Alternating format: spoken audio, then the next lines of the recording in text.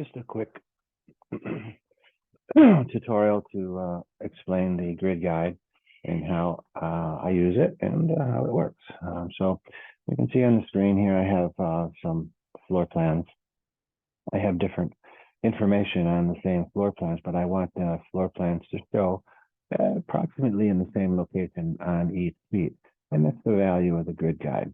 So you can see that what I've done is I've made a grid, and I'll walk you through that a little bit in a few moments on how I do it to line up my labels. But I'm just looking at getting the architectural plan in there correctly. And if we zoom in here real quickly, you can see that I've picked the corner of the second or the bedroom or of the library on the first floor. And I said, that's what I want my corner of my house to appear on each sheet. So I type WT, I get all of those back again. Yeah, I don't need the room schedule, so we can X out of that. Whoops, I don't need the room schedule, so we can X out of that guy. Okay, so now I'll demonstrate how I use that to line up my labels, and we'll walk through there. So ZE turns every sheet into every window, which I type WT in order to get all of my windows up there. And what I want to do now is make a grid guide, which is available in the View tab. And what I want to do here is simply make another grid guide for my label, so that my label will appear at the same spot on each sheet. So I go to grid guide and I say new, and I'll just call it label. Whoops, I think I messed up there. I can't, I'll make a new one and I'll call it, I forgot to name it. I forgot to label the label. So anyway, now I have 3. So my active grid guide over here is, let's just double check to make sure what's the active one. Label, okay. Want to use that. So now I just simply take this, well, maybe I should do this too. So we'll just take this guy and we'll drag him down and we'll drag over here. And what I want to do is basically identify where I want my label. And I think maybe I can pull it over a little bit right there. Let's see if that's okay. So now I take my grid guide by selecting it here. And I'm going to drag it up so that the top of the grid guide lines up with the top of the line. And then how wide do I want my line to be? Well, let's say I want my line to go to there. So now I have a grid guide for my label. I can WT again, and I can go to this view, make sure that it's deactivated, because you can't put a grid guide on an active view. You need to have it deactivated so you're working with the sheet. And now I'm going to change my grid guide to my label and say, okay. And there it is. See how it just kind of popped over there? We'll make it big again here.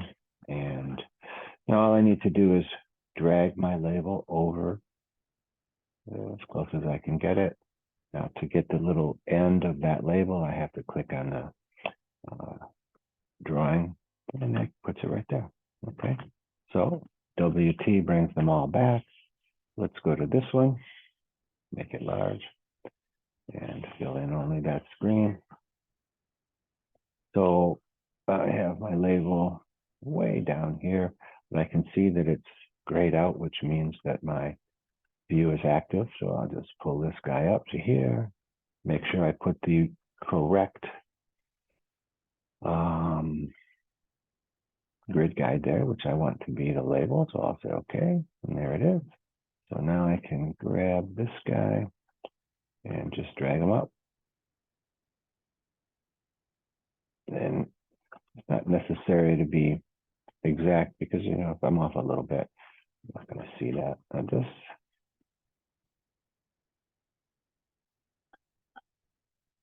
now here's a mistake that I made and moved my floor plan away. So I'll have to go back now and go back. What's going on here? I didn't deactivate the view. So I need to move my floor plan where it should be first, and then move my label. So let's do that. Over to the View tab, over to the Grid Guide, over to Library Corner is what I called that. And now I just need to drag this guy down. It will move the label, but that's all right because I can move the label separately.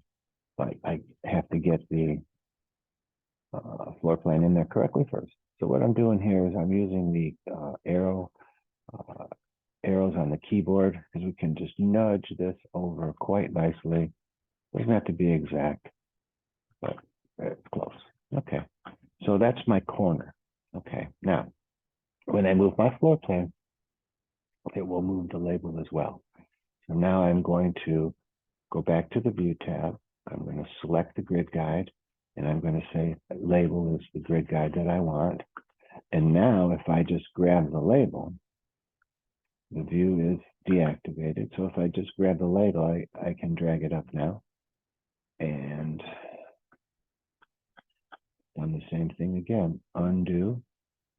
It's moving. I don't want to move. This is weird because the label is grayed out. So I think this is active. So deactivate the view. Should be able to drag that up. And it looks like I can without, yep, okay. So that looks good.